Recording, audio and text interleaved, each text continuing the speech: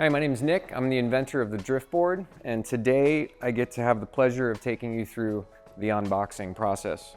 All you need in order to do this is a pair of scissors to cut the restraint straps, and then I'm going to walk you through each step of the process. So you're going to clip the straps first, and then around the bottom of the box there are 4 plastic restraint tabs, so you're going to squeeze the top of each tab till it folds down, and then you pull it right out. You just work your way around the box. So once you have the tabs out, you're gonna kind of tilt the box a little bit and shake the top as you lift it. Turn this upside down to throw all the extra parts.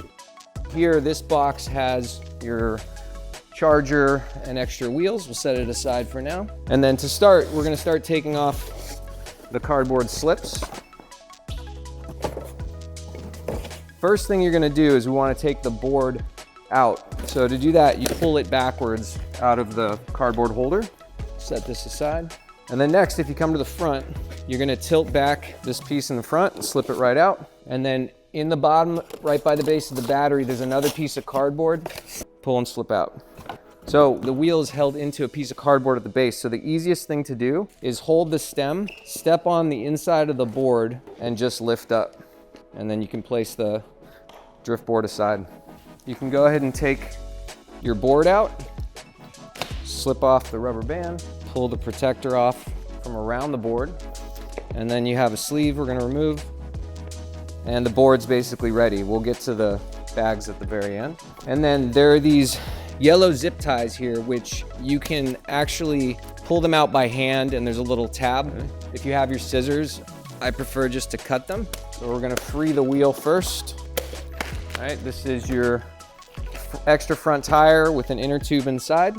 And then we're gonna start taking off some of the cardboard pieces. Doesn't really matter the order. And I'm gonna release the handlebar zip ties as well. The handlebar is meant to be attached. This is so that you don't have to do very much assembly. So it's okay that it hangs, just don't yank it away from the board. And then we're gonna just start to take off the rest of the cardboard. So I'm gonna go ahead and finish taking off the rest of the styrofoam. Once you have your Dryft Board completely unwrapped, we're gonna go ahead and open up the accessory box with our tools. Inside your box, you're gonna see you have your Dryft decals, and then you have your battery charger in a separate box, your extra wheels, and then you're gonna notice on the inside when you lift up where the wheels are being held, you have your Dryft toolkit. So I'm gonna go ahead and open my Dryft toolkit up, and I'm gonna get my Allen key set out. This is a set of Allen keys. We're gonna find the size, I believe it's 4mm is the size. If you look on the Allen key, you can see the numbers. And then we're gonna take off the stem cap here. There's 4 hex screws that hold the cap on. As you get the last screw out, just be prepared. The stem cap itself has the headlight mounted on it. When you put the handlebars on, you wanna follow the direction that doesn't twist the cables into a knot. So if I go this way, you see how the cables start to twist a little bit? There's a direction that just kind of unfolds naturally. And this is obviously easier with the help of a friend, but it is totally doable by yourself.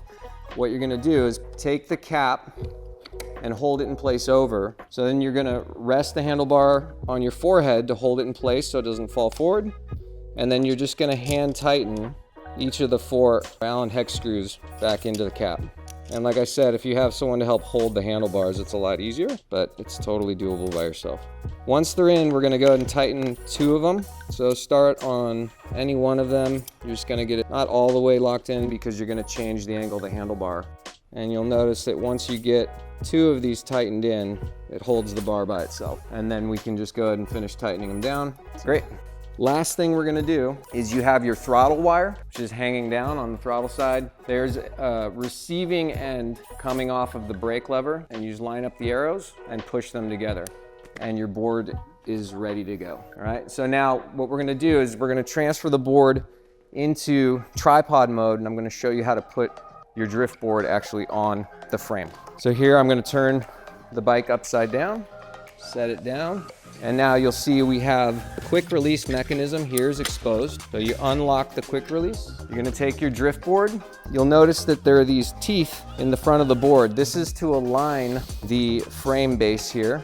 There's only one way it'll fit in. You just line up the teeth. It's gonna slip into the quick release. And then to lock it, you pull the quick release pin and let it slip right through and lock the board in place. And then of course, once we're here, it's nice and easy. You can cut the plastic off the wheels, take your little bit of saran wrap off, and that is it. We'll actually finish, we'll turn the board over and we'll show you how to set the handlebar position. So you simply bring it up out of the tripod position. At the front of the board, you'll notice the knock block release pin. So you pull the pin up and the handlebar can only rotate one direction. And then here, if you didn't tighten these too tight, you can adjust the position based on your riding preference and then simply tighten the handlebar the rest of the way down. Perfect. The last thing to adjust is the brake lever position. I like to have my brake lever slightly down. Some people like it up higher. You're gonna find the position and then we're gonna grab our Allen key set again. Find the position you want and tighten it down. And that's it. That's the setup for the Dryft board. Remember, the first time you charge it, we recommend charging it in the cradle itself. Take your charger out of the case. The charging port is directly on the front base of the battery cradle. You'll see a little spot for it.